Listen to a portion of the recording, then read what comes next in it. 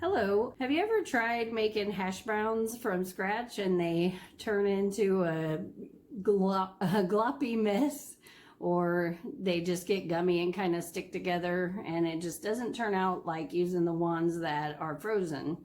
Well, I have, and it took me a while to figure out what the issue was, and it's because there's a method to it. So today I'm going to show you the way I make hash browns, and hopefully you'll learn a thing or two.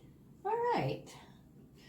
Okay, so making hash browns. So the trick to it is actually we'll put them into, when we shred them, we'll put them into a bowl of ice water.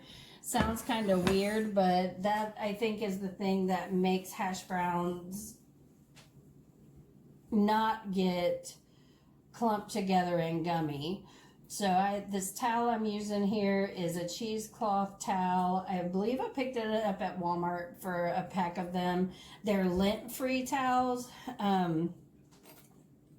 You can use them to strain things. Like I'll use them to strain my iced coffee, or I should say cold brew to make iced coffee. I'll use these towels, some of them, to clean with, because again, they're lint free. So I'll clean my living room tables with them, and also windows and doors and things like that. So I put the ice in, then I laid the towel in. I'm gonna go ahead, I've got 3 russet potatoes here, nothing fancy. I'm gonna go ahead and peel them real quick.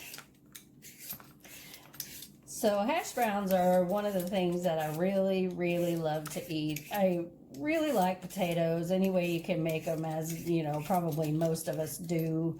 Hash browns are just one of those things.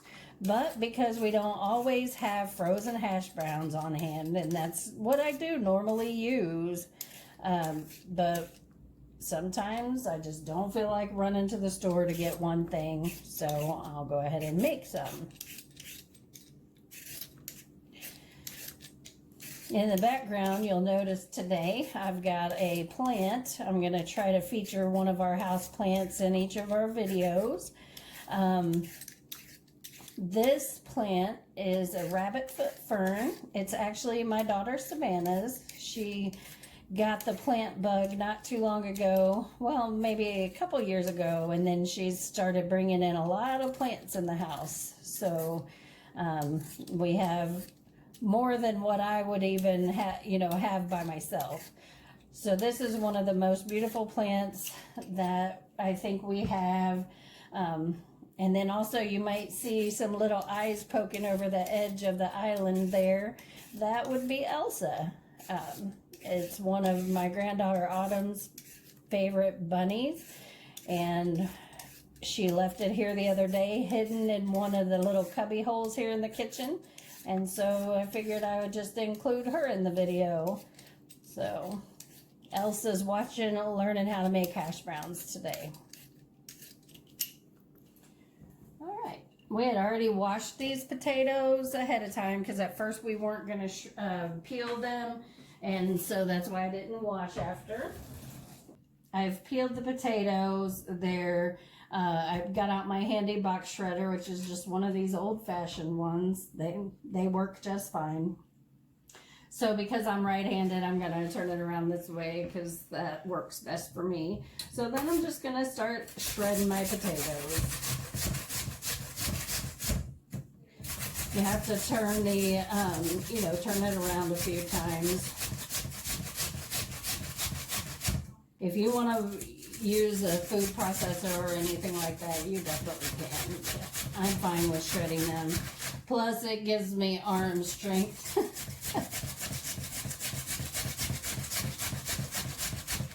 And then you got a little piece left. I'm definitely not trying to shred my fingertips, so I'll throw that part away. I'm not sure if it's the temperature of the cold water or if it's just rinsing them so well, having them in the water, or maybe a combination of both that makes the texture of the hash browns better than if you just shred them straight into a skillet. Plus, it will also keep them from turning red as well. Okay, one more to go here. Oh, there's a little bad spot. I can see some of the dark pieces of potato I want to pull out here. Let me get that out of there. I definitely don't want to eat that. All right. Yeah, I'm feeling like the center of this potato is not that great, so I'm going to go ahead and stop there. Pull out these couple of dark pieces. Yeah, not very appetizing. All right. So here you see we got the potatoes. Now, one thing I do notice, I have two different shredders. This one has small holes, and then I have one that has bigger holes.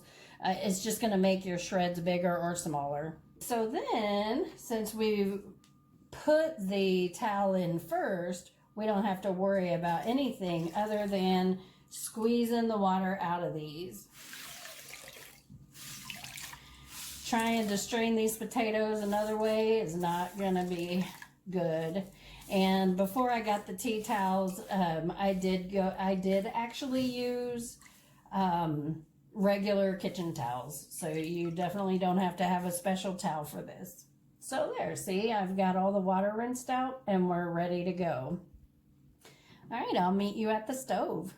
All right, let's go ahead and put together the hash browns, or actually go ahead and start cooking them. All right, so I got my nonstick skillet. I wouldn't want to use a iron skillet unless it's perfectly seasoned, or a stainless steel skillet for these, because unless you know some trick that I don't know, they're going to stick. All right, so I just put, for this, I'm using canola oil. I don't want to use olive oil because it, you know, does have a flavor. I prefer a flavorless oil for my hash browns, so that's going to be canola or vegetable. And out of the two, I always buy canola. All right, so I'm going to let the skillet preheat a little bit. Might help if I turn it on, right? Okay, so I'm just going to let that get a little bit hot. And all right, so our skillet is preheated, and I'm going to go ahead and put the potatoes in. So I just kind of fold the towel back to expose the potatoes and then just pour them in. So it's going to look like a ton of hash browns in this skillet, but they cook way down. Another thing we're going to want to remember is not to overcook them. If you keep stirring these in the skillet, they're going to start to get soft and gummy, and they're going to do that weird thing.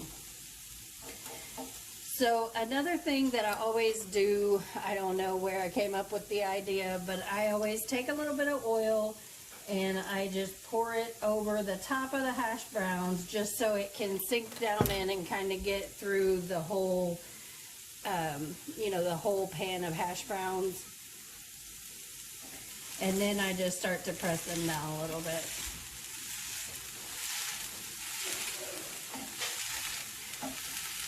It doesn't take real long for them to cook.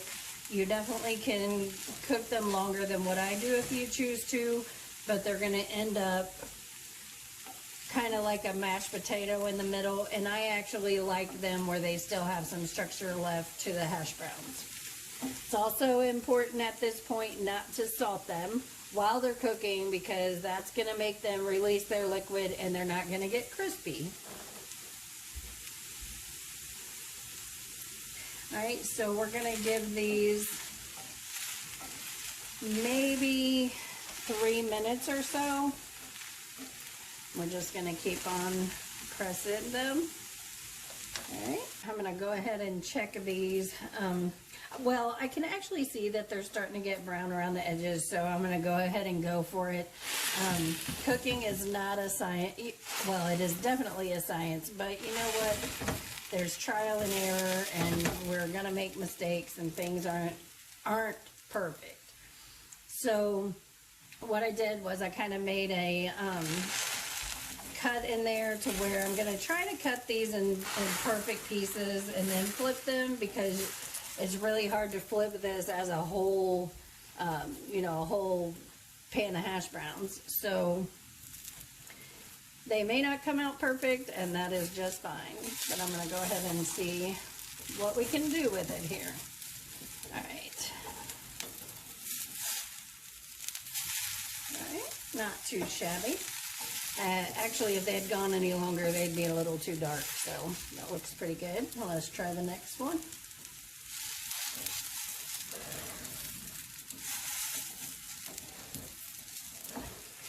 Gotta try to get it at an angle where I can flip it, where it'll fit back in the same spot. There we go. Looking pretty good.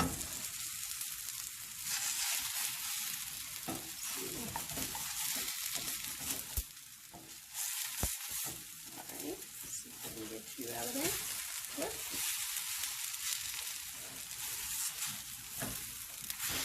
All right. Bam. Okay. So now at this point, we're not going to cook them that much longer because I don't want them to be mushy, but I do want them to be done. So we're going to give them just about 2 more minutes.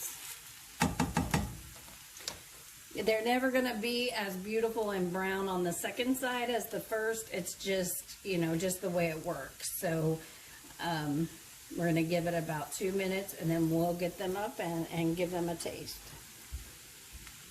All right, it's been about a minute or so. I'm going to go ahead and just taste a little bit.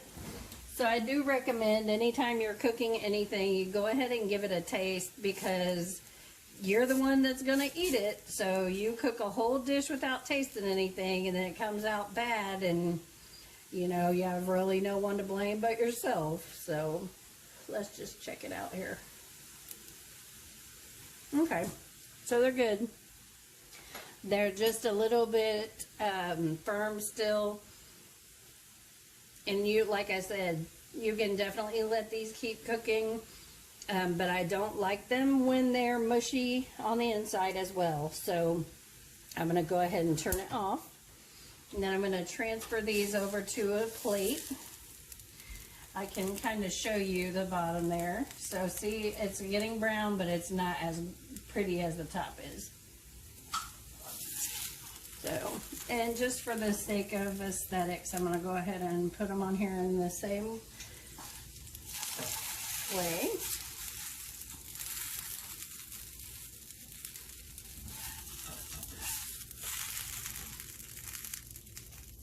Okay, got a couple left in there. I'm just gonna put them in. All right, and then this is the point where you're gonna salt them, because you want to get them while they're still hot, and go ahead and give it a nice salt. So probably more than what you would think, because you need the salt enough for the whole, you know, thickness of the potato. So there you go. Hash browns, homemade, no frozen ingredients. I hope you enjoy and have a great day.